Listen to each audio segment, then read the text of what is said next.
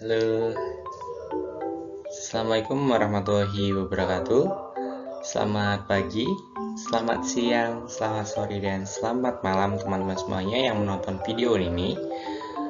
Perkenalkan saya, Dian Silasma dari Pendidikan Administrasi Perkantoran Universitas 11 Maret Surakarta. Saya di sini akan menjelaskan mengenai kearsipan. Nah, sebelum itu saya akan menjelaskan terlebih dahulu tentang pengantar kearsipan sebelum ke inti mengenai kearsipan itu sendiri. Baik.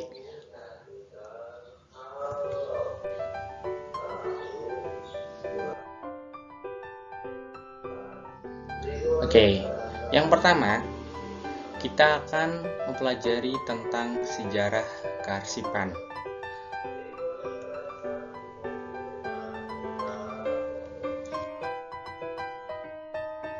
Nah, sejarah kearsipan itu dimulai dari catatan bertulis atau bergambar mengenai suatu hal yang pada saat itu 3000 tahun sebelum Masehi.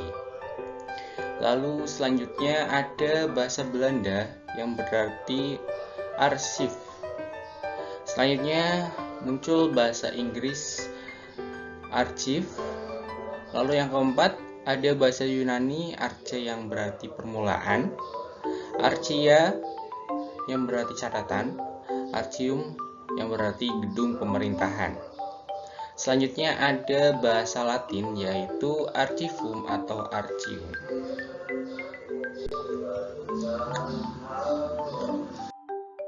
Selanjutnya ada Undang-Undang Kearsipan di Indonesia, yaitu Undang-Undang Republik Indonesia Nomor 43 Tahun 2009 tentang Kearsipan.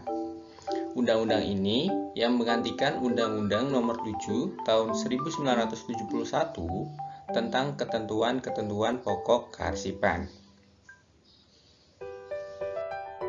Teman-teman, tadi kita mempelajari tentang undang-undangnya. Sekarang tentang peraturan pemerintah tentang kearsipan di Indonesia. Peraturan pemerintah Republik Indonesia Nomor 28 Tahun 2012. Nah, peraturan ini mengandung tentang pelaksanaan Undang-Undang Nomor 43 Tahun 2009 tentang kearsipan.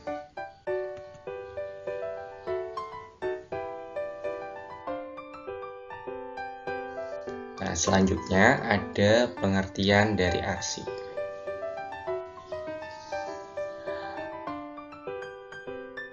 Menurut Undang-Undang Nomor 43 Tahun 2009, arsip adalah rekaman kegiatan atau peristiwa dalam berbagai bentuk dan media sesuai dengan perkembangan teknologi informasi dan komunikasi yang dibuat dan diterima oleh lembaga negara, pemerintah daerah, lembaga pendidikan, perusahaan, organisasi politik, organisasi kemasyarakatan, dan perseorangan dalam pelaksanaan kehidupan bermasyarakat, berbangsa, dan bernegara. Lalu kemudian berdasarkan ISO 15489 atau Standar Nasional Indonesia 196962.1 2003, arsip adalah informasi yang diciptakan, diterima, dan dipelihara oleh organisasi atau perorangan sebagai bukti dan informasi untuk memenuhi kewajiban hukum atau transaksi kerjanya.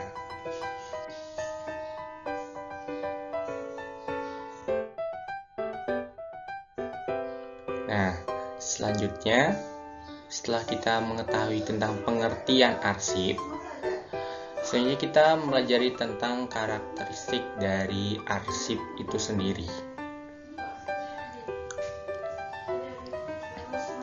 Oke. Karakteristik arsip yang pertama adalah autentik, memiliki struktur, isi, dan konteks yang sesuai dengan kondisi pada saat pertama kali arsip tersebut diciptakan oleh orang atau lembaga yang memiliki otoritas atau kewenangan sesuai dengan isi informasi dari arsip itu. Yang kedua adalah utuh. Terjaganya kelengkapan arsip dari upaya pengurangan, penambahan, dan pengubahan informasi maupun fisiknya yang dapat mengganggu keautentikan dan keterpercayaan dari arsip.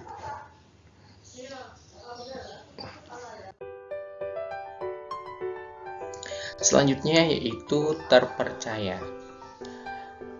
Arsip itu isinya dapat dipercaya, penuh dan akurat karena merepresentasikan secara lengkap dari suatu tindakan, kegiatan, atau fakta sehingga dapat diandalkan untuk kegiatan selanjutnya.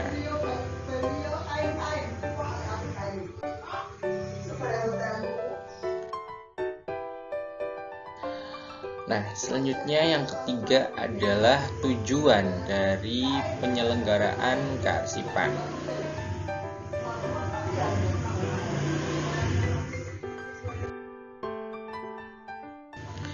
Tujuan dari penyelenggaraan kearsipan yang pertama menjamin terciptanya arsip dari kegiatan yang dilakukan oleh lembaga negara, pemerintahan daerah, lembaga pendidikan, perusahaan, organisasi politik, organisasi kemasyarakatan, dan perseorangan, serta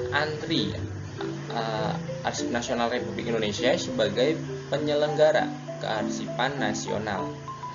Yang kedua, menjamin ketersediaan arsip yang autentik dan terpercaya sebagai alat bukti yang sah.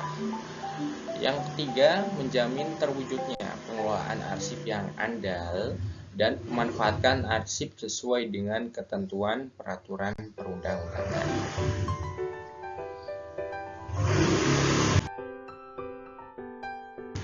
Selanjutnya, menjamin perlindungan kepentingan negara dan hak keperdataan rakyat melalui pengelolaan dan pemanfaatan arsip yang autentik dan terpercaya. Yang kelima, mendinamiskan penyelenggaraan kearsipan nasional sebagai suatu sistem yang komprehensif dan terpadu. Yang keenam, menjamin keselamatan dan keamanan arsip sebagai bukti pertanggungjawaban dalam kehidupan masyarakat, berbangsa, dan bernegara. Yang ketujuh, menjamin keselamatan aset nasional dalam bidang ekonomi, sosial, politik, budaya, pertahanan, serta keamanan sebagai identitas dan jati diri bangsa.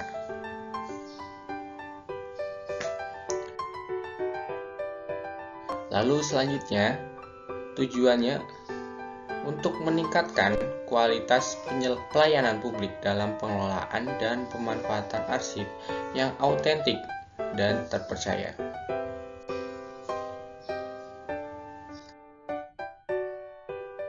Nah, selanjutnya ada tanggung jawab dari penyelenggaraan kearsipan.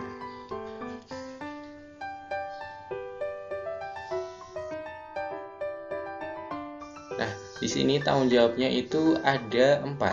Yang pertama, untuk skala nasional ditanggung-jawabi oleh ANRI atau Arsip Nasional Republik Indonesia. Di tingkat bawahnya provinsi ditanggung-jawabi oleh pemerintah daerah provinsi. Di bawah provinsi ada kabupaten atau kota, ditanggung-jawabi oleh pemerintah daerah, kabupaten atau kota. Lalu ada juga arsip dari perguruan tinggi, ditanggung-jawabi oleh perguruan tinggi.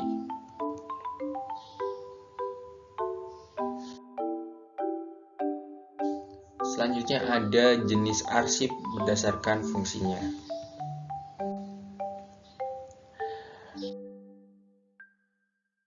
Jenis arsip berdasarkan fungsinya ada arsip dinamis.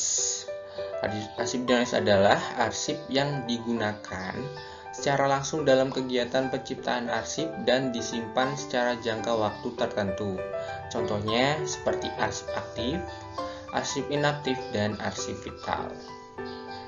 Lalu ada juga arsip statis, adalah arsip yang dihasilkan oleh pencipta arsip karena memiliki nilai guna kesejarahan, telah habis masa retensinya atau masa simpan, dan berketerangan dipermanenkan yang telah diverifikasi baik secara langsung maupun tidak langsung oleh ANDRI atau lembaga kearsipan.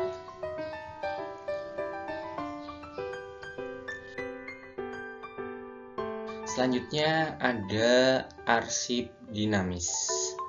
Nah, tadi kan kita sudah mempelajari arsip dinamis sebelumnya. Nah, ini jenis-jenis dari arsip dinamis.